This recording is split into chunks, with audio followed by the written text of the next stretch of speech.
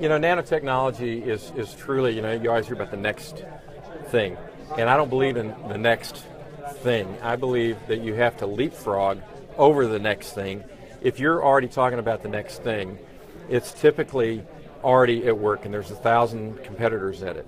And so, and the next thing is usually a 5 to 25% increase in performance. What I loved about nanotechnology when I got involved in nano manufacturing, nano engineering, was the scale of it, 1,000 times smaller than micron.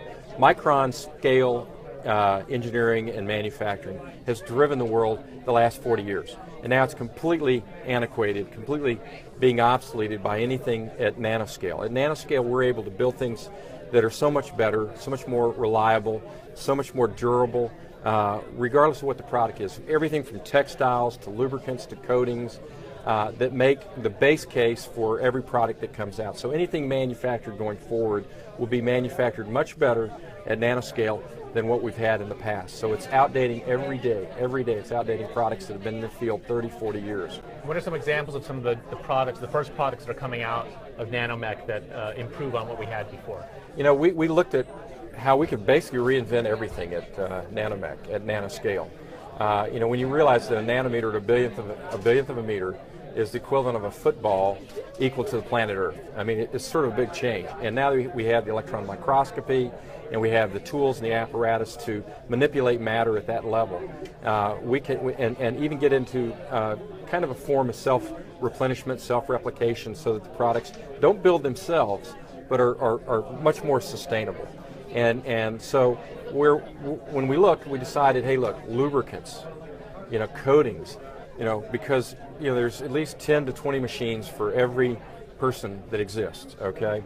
And the world runs on machines, and machines run on lubricants. They have to be coated so they last and they're durable. So we went after the biggest markets in the world. It dwarfs IT. It dwarfs everything that's happening in Silicon Valley. And I loved being part of the digital revolution, digitally re-architecting things. But nanoscale invention, engineering, and manufacturing will dwarf everything we've seen in the oil and gas industry. We're still 95% pretty dependent on fossil fuels. And so getting out there and trying to make it, number one, increase in performance, not a 20% increase, but a 700%, an 800, 1,000% increase in performance in terms of the life in the field.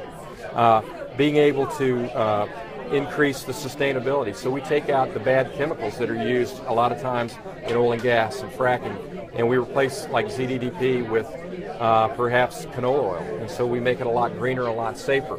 And so we make fossil fuels better in every kind of way.